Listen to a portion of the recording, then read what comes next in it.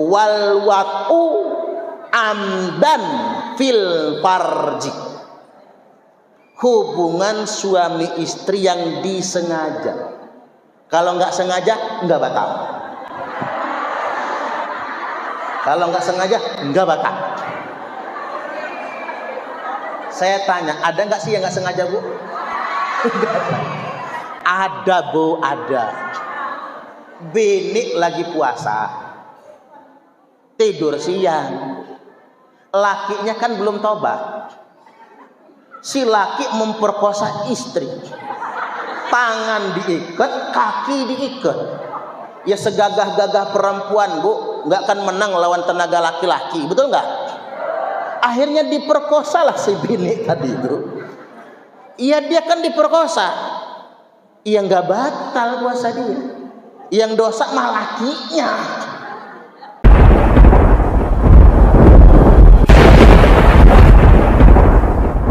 Tiga tingkatan orang puasa. Satu, al-imsaku anil muftirat. Puasa itu menahan diri dari yang membatalkan puasa. Dua, al-imsaku anil hawa. Puasa itu mengendalikan hawa nafsu. Dan tiga, al-imsaku billah. Puasa itu makin mendekatkan diri kita kepada Allah. Kita ulas satu persatu. Yang pertama, pada tingkatan orang awam, puasa itu al-imsaku anil muftirat. Puasa itu mengendalikan diri kita dari segala sesuatu yang membatalkan puasa. Halo? Yang batalkan puasa apa aja? Apa, Bu? Makan aja ibu ini. Padahal bahasa fikih mengatakan makan pembatal puasa itu jarang disebutkan dalam kalimat. Kalau dalam bahasa kita fikih, yang membatalkan puasa itu satu, ma wasala ilal jauf amdan. Apa saja yang melintasi jauf secara sengaja. Apa itu jauf? Sebagian ulama mengatakan jauf itu kerongkongan. Sebagian mengatakan perut besar. Jauf itu kerongkongan. Apa saja yang melintasi kerongkongan itu membatalkan puasa. Termasuk makan, termasuk minum. Itu kalau makannya sudah lewat kerongkongan. Ibu-ibu nyicip masakan, cuman di lidah, enggak batal. Cuman di lidah tapi dilepeh lagi. Yang batal itu mencicipi kolak semangkok. Itu jelas batal itu. Kalau nyicip biar tahu asin, biar tahu manis, di lidah aja, dibuang, enggak batal. Karena belum sampai kerongkongan, masih di rongga mulut. Makanya gosok gigi enggak batal, kumur-kumur enggak batal puasa. Saya enggak bisa enggak gosok gigi kalau Ramadan, apalagi sering ceramah sore. Kalau enggak gosok gigi, penuh jigong gigi saya. Enggak enak ceramahnya kalau penuh jigong. Makanya gosok gigi, biar ceramahnya lebih cerdas. Kata Nabi, siwak itu mencerdaskan otak. Artinya rajin gosok gigi itu mencerdaskan cemerlang otak. Maka sikat gigi boleh, asal Pepsodentnya jangan ditelan. Itu aja masalahnya. Kemudian ada yang nanya, nelen ludah batal enggak? Enggak batal. Jadi jangan sampai orang puasa jorok, pahpeh. Ngapa, Bu, ngeludah terus puasa gua? Enggak usah. Ludahnya telan saja biar enggak dehidrasi. Yang batal itu, Bu, kalau ludahnya dimasukin gelas. Udah setengah gelas kita legek. Itu batal. Atau ludahnya bercampur sisa makanan, selilitan di tengah-tengah gigi ini, giginya bolong, ada sisa makanan, campur ludah kita telet, ya batal. Selama ludahnya dari mulut kita dan kita telan, itu tidak membatalkan puasa. Jadi jangan terlalu banyak buang ludah, takut dehidrasi, takut kekeringan juga nggak enak. Jadi apa saja yang melintasi kerongkongan atau yang sampai ke perut besar. Makanya infus itu kan nggak lewat mulut, lewat tangan kan. Tapi sampai ke perut besar kita, maka batal juga puasa. Enak aja ada yang berfatwa infus nggak membatalkan puasa. Enak aja loh. Infus saja kita 5 botol sehari. Kalau nggak batal puasanya. Nah kemudian yang berikutnya waroksi. Bukan hanya yang sampai di kerongkongan, yang sampai di rongga kepala kita juga, yang kita masukkan lewat telinga misalnya atau lewat hidung kita, itu pun membatalkan puasa. Ini namanya puasa fikih. Yang kedua, wal huknatu fi ahadis sabilain, memasukkan sesuatu lewat 2 jalur pembuangan, batal puasa. 2 jalur pembuangan itu apa namanya, Bu? Saya tahu betul namanya, tapi nggak enak menyebutnya. Pokoknya adanya di bawah, pokoknya itu. Ibu-ibu misalnya kena keputihan, ya, ada obat dari dokter yang harus masuk lewat 2 jalur pembuangan, maka itu batal puasa. Paham ya? Kemudian yang berikutnya yang membatalkan puasa, wal qai'u amdan, muntah yang disengaja, colok biar muntah, batal puasanya. Selanjutnya wal wat'u amdan fil farji, hubungan suami istri yang disengaja. Kalau nggak sengaja nggak batal. Kalau nggak sengaja nggak batal. Saya tanya, ada nggak sih yang nggak sengaja, Bu? Ada, Bu, ada. Bini lagi puasa, tidur siang, lakinya kan belum tobat.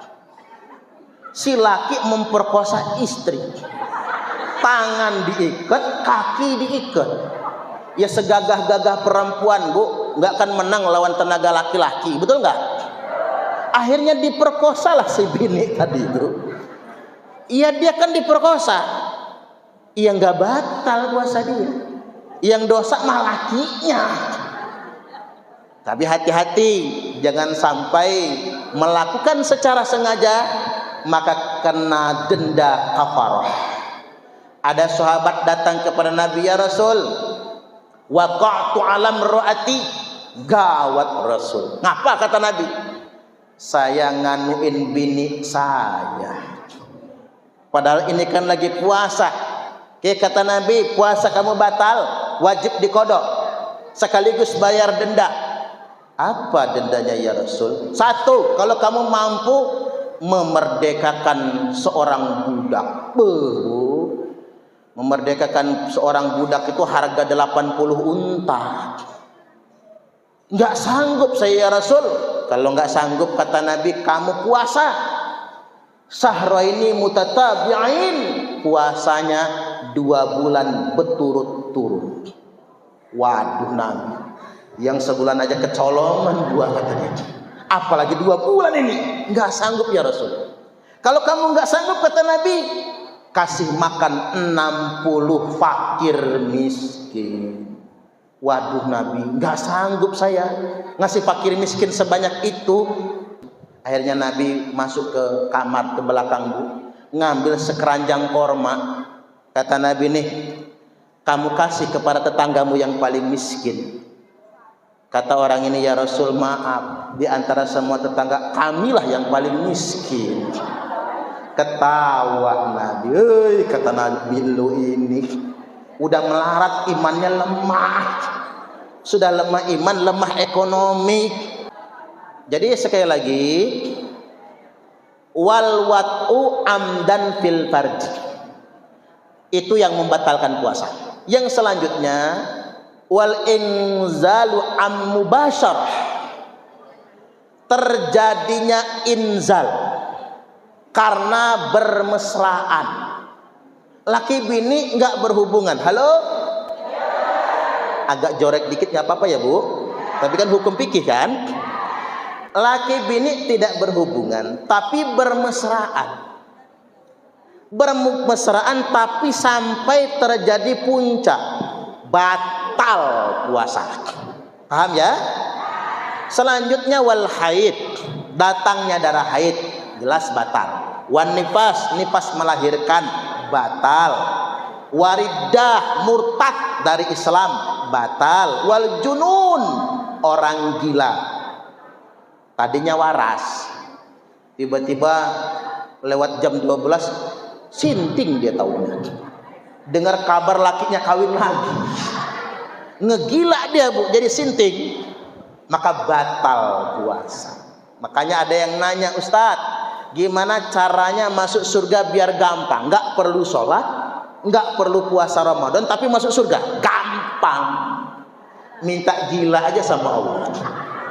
Orang gila nggak wajib sholat, nggak wajib puasa. Nanti di akhirat karena nggak dihisap langsung masuk surga. Orang gila mah bebas Bu, nggak kena pidana dunia, nggak kena hukuman di akhirat nanti. Makanya kalau pengen bebas dari hukuman minta gila. Ini poin pertama. Al-imsaku anil muftirat. Tingkatan pertama orang puasa itu mengendalikan diri kita dari yang membatalkan. Nah sekarang kita harus naik kelas. Kalau cuman begitu ini anak-anak kita sanggup. Anak saya kelas 2 SD tamat 30 hari puasa. Anak TK sekarang tamat. Apalagi yang perempuan-perempuan lebih kuat puasanya kan. Kalau sekedar nggak batal, anak TK sanggup. Anak SD yang belum balik pun sanggup. Kalau cuman nggak batal, cuman kita harus naik kelas. Apa itu? Al-imsaku anil hawa. Puasa itu mengendalikan hawa nafsu. Kam min sha'im laisa lahu min siyamihi illal ju' wal 'atas. Betapa banyak orang yang puasanya memang nggak batal, tapi dia nggak dapat apa-apa kecuali cuman lapar dan haus saja. Saat kapan orang yang puasa tapi tidak bisa mengendalikan hawa nafsu? Makanya kalau kata Sunan Ampel, poso itu hening cipto, nutup babakan hawa sono. Itu puasa. Hening cipto, nutup babakan hawa sono. Puasa itu mengendalikan 9 lubang hawa, 9 lubang hawa nafsu. Apa saja 9 itu? 2 lubang mata, ditambah 2 lubang hidung 4, ditambah 2 lubang kuping 6, ditambah 1 lubang cangkem mulut dari 7, ditambah 2 lubang bawah kubul dan dubur. Nah orang yang puasa itu sanggup mengendalikan 9 hawa ini. 9 lubang ini harus dikendalikan. Halo, harus dikendalikan. Makanya 9 lubang ini selalu mengeluarkan kotoran. Dari lubang mata kotoran yang keluar namanya apa? Belek. Dari lubang hidung namanya ingus, umbel, upil. Yang paling nikmat itu upil lah sebenarnya. Asal jangan upil orang, upil kita dewe. Yang dari lubang kuping namanya congek bin cule. Jorok yang punya dewe kok jijik sih. Yang dari lubang mulut namanya apa? Cigong, ences, iler. Yang dari lubang bawah air kencing, malah najis mutawassithah. Apalagi yang lubang belakang pisang goreng, Itu kalau sehat. Kalau masih bentuknya pisang goreng, sehat. Tapi kalau bentuknya bubur kacang hijau, masuk angin tuh. Ada masalah. Itulah mengapa 9 lubang ini mengeluarkan kotoran. Mengapa? Allah ajarkan kepada kita 9 lubang itulah yang sangat potensial menjerumuskan manusia kepada kebinasaan. Halo? Itulah 9 lubang. Dari 9 lubang itu ada satu yang paling banyak memasukkan manusia ke dalam neraka. Pengen tahu nggak? Nih, mulut alias cangkem.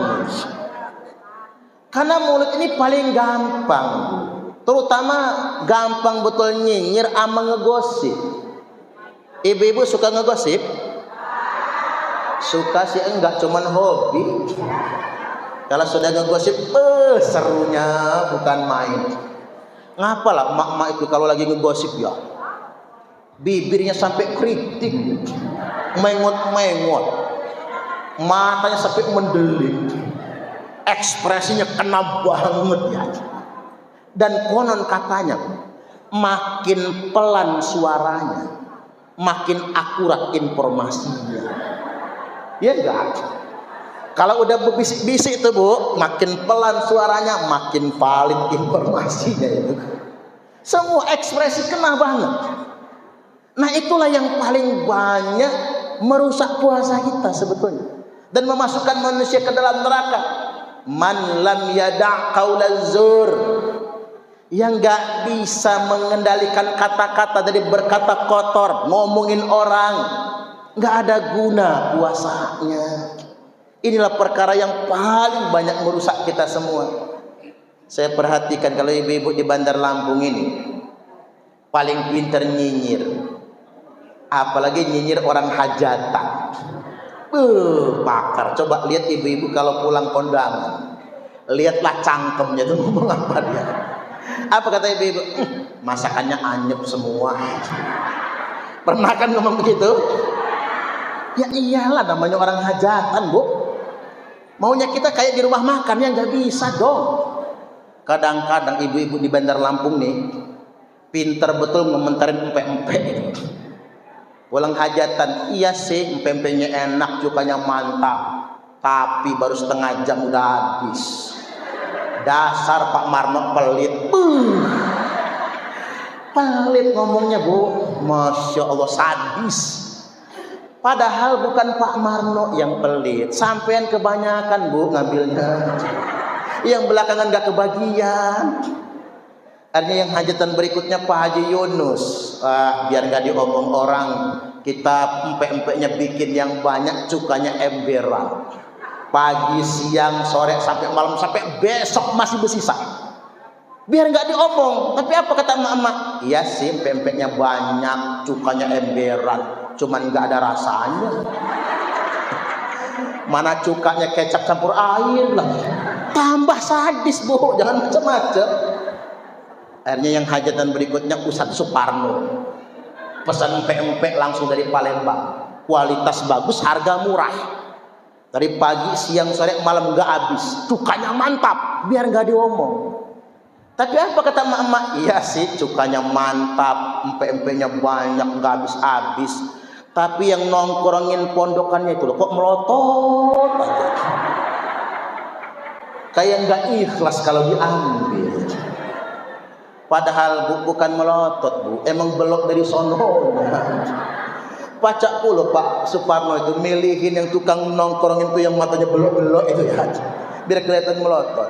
Apa coba yang nggak bisa diomong? Semua bisa diomong. Makanya manusia paling banyak masuk neraka gara-gara cangkem, gara-gara mulut. Hati-hati yang suka menceritakan aib tetangga. Halo,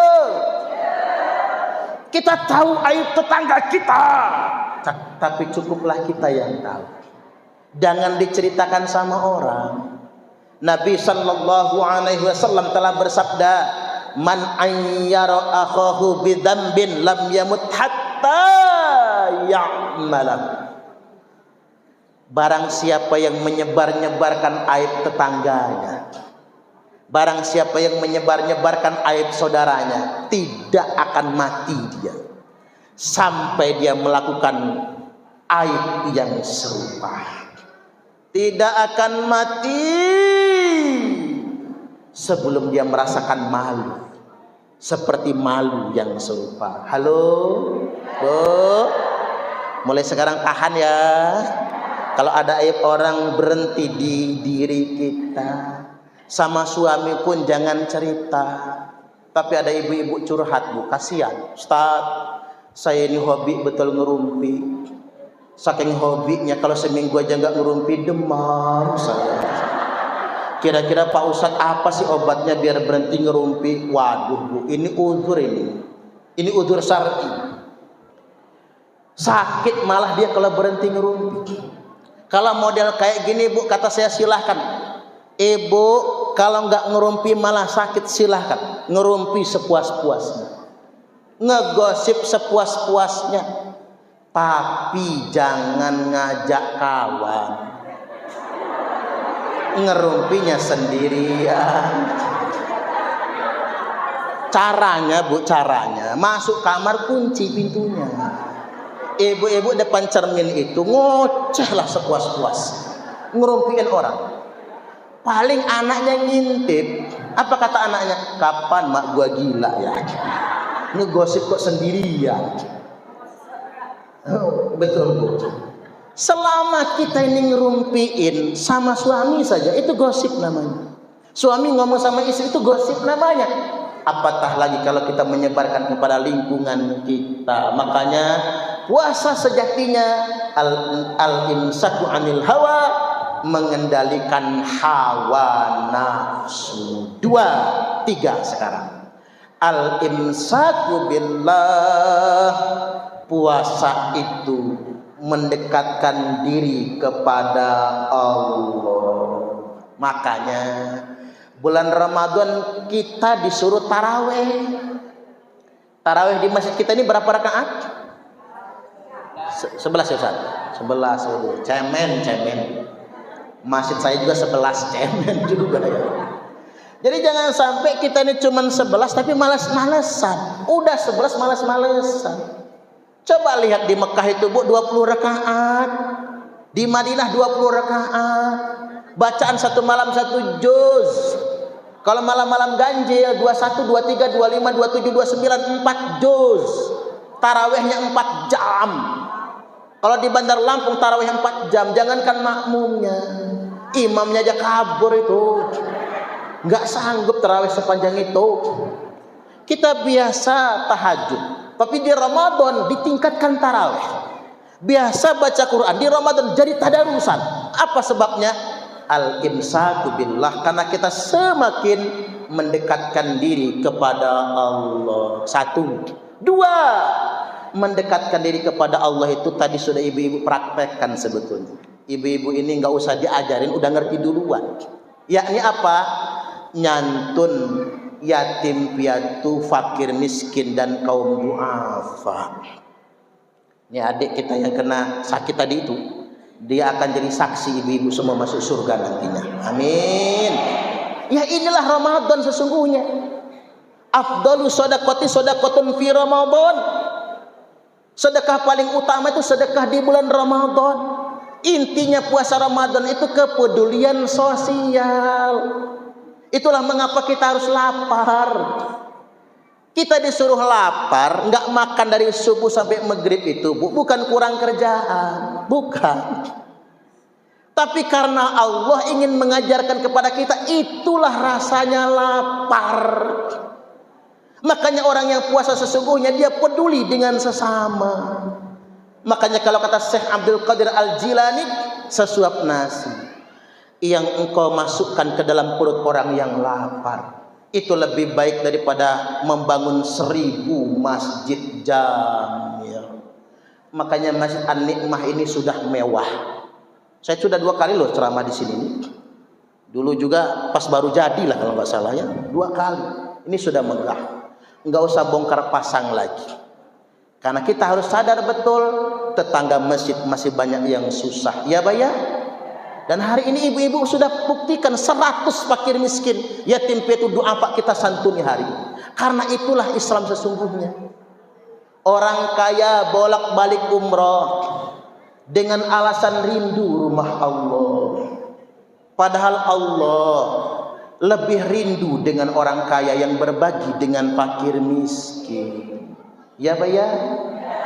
Tak ulang sekali lagi ya. Orang kaya bolak-balik umroh dengan alasan rindu rumah Allah. Padahal Allah lebih rindu dengan orang kaya yang berbagi dengan fakir miskin. Makanya yang sugih-sugih dengerin, jangan umroh terus. Umroh mana pamer terus juga ya. Jangan umroh terus. Ya sering-sering umroh boleh, tapi keseringan jangan. Karena umroh itu kan mahal. Dimurah-murahkan 30 juta, laki bini 60. Kalau dibagiin sama fakir miskin, alangkah manfaatnya. Ya Pak ya? Nah ini penting kesadaran ini. Cuman saya ingin sampaikan, Bu, masalah kaya dan miskin, banyak tidaknya harta itu bagian masing-masing. Orang nggak sama, betul nggak? Cuman pesan buat ibu-ibu di Labuan Dalam ini, jangan pernah bermental miskin. Kita wajib bermental kaya. Cocok atau cocok? Ciri orang bermental kaya itu satu. Yang pertama, tidak pernah terobsesi dengan milik orang. Nggak pengen sama punya tetangga. Orang yang paling sengsara itu Bu, yang kepengen sama punya orang. Ya Pak ya? Bapak-bapak ini sengsara Bu kalau mengenin bini tetangga. Iya nggak Bu? Bini tetangga aja yang dilirik, rumput tetangga lebih hijau. Laki-laki yang rajin mencium istrinya relatif lebih panjang umur jika dibandingkan dengan laki-laki yang mencium istri tetangga. Ya iyalah, dibacok orang kita Bu, jangan macam-macam Pak. Jangan terobsesi, ibu-ibu jangan terobsesi sama kursi tetangga yang baru, nggak perlu. Tetangga beli mobil menggigil, tetangga beli motor gemeter, tetangga beli kulkas panas, tetangga beli carat mencret. Nggak enak. Jadi kalau mau kaya, hidup bahagia, syukuri yang punya kita. Nggak perlu terhirau dengan punya orang. Satu, dua. Ciri orang yang bermental kaya itu jangan flexing. Apa itu? Jangan pamer. Ia punya lo, tapi ngapain lo pamerin? Ada artis beli tas harganya 3 miliar. Isinya cuma minyak telon. Paling banter mah iPhone Bu, nggak sebanding sama isinya. Ada yang beli bathtub 3 miliar. Tahu bathtub nggak Bu? Bak mandi loh Bu. 3 miliar. Cobalah kalau dia belajar hidup sederhana. Beli ke pasar, ada yang gede banget, 200.000 mereknya anti pecah Bu. Udah cukup 200.000 itu. Tapi oke, duit dia nggak ngerugiin kita, nggak apa-apa. Tapi Mbok Yau jangan flexing, jangan pamer, jangan pamer kekayaan di tengah-tengah orang miskin, menyakitkan. Jangan pamer kesenangan di tengah-tengah orang susah. Jangan pamer kenyamanan di dekat orang yang kena banjir. Jangan pamer kesehatan di dekat orang sakit. Jangan pamer makan sate enak dekat orang stroke. Jangan pamer kemesraan di dekat orang jomblo. Ngenes rasanya. Iya bahagialah dia, tapi pamernya yang jadi masalah. Maka ciri orang kaya Bu, nggak fleksi. Lihat itu Yusuf Hamka, bos jalan tol, kemana-mana cuman pakai sendal jepit Bu. Padahal jalan tol tuh punya dia semua tuh rata-rata se-Indonesia Raya tercinta ini. Saking kayanya orang. Nah kita ini baru kaya dikit. 5 jari lah dipasang cincin semua. Bawa tas begini. Masuk taruh begini, tuing goyang. Baca nian bikin panas hati ya Bu ya. Jangan fleksi. 3, ciri orang bermental kaya itu sering-sering lihat ke bawah. Jangan lihat ke atas. Unzuru ila man huwa asfala minkum wala tanzuru ila man huwa fawqakum. Lihatlah orang yang hidupnya jauh di bawah kalian, jangan mendongak kepada orang yang hidupnya di atas kalian. Masih banyak orang yang hidupnya lebih berat daripada kita, bebannya sangat berat, tapi dia nggak berisi. Ya bayar, dia tahan bebannya, dia nikmati beban dan perjuangannya, dia tidak pernah berisi. Maka sering-sering nengok ke bawah. Kemudian yang berikutnya, yang keempat, ciri orang yang bermental kaya itu tidak ngarep subsidi. Orang sekarang rumahnya sudah gedong, lantainya sudah keramik, tapi masih nerima PKH, masih nerima bansos BLT, ngaku-ngaku miskin demi dapat billing. Zaman dulu rumah tetangga dipoto-foto, Bu. Walaupun zaman sekarang katanya nggak bisa lagi. Itu namanya mental miskin. Ingat, tangan di atas lebih baik daripada tangan di bawah. Memberi lebih baik daripada meminta. Jadi itu 3 tingkatan puasa Ramadan. 1, puasa fikih, mengendalikan diri dari yang membatalkan puasa. 2, mengendalikan hawa nafsu. Dan yang ketiga, mendekatkan diri kepada Allah. Cara kita mendekatkan diri kepada Allah: 1, perbanyak ibadah, taraweh, tadarus dan lain sebagainya.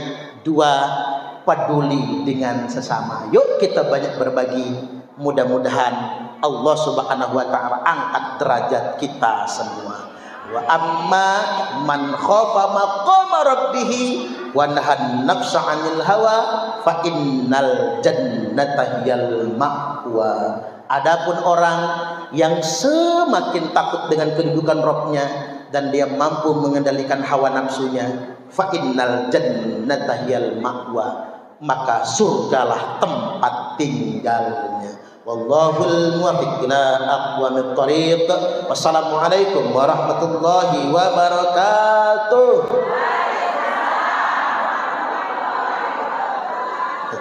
Kami adalah laskar sabilillah, pecinta wali songo dan para anbiya, pewaris peradaban Islam di Nusantara hingga berkibar bangsa Indonesia.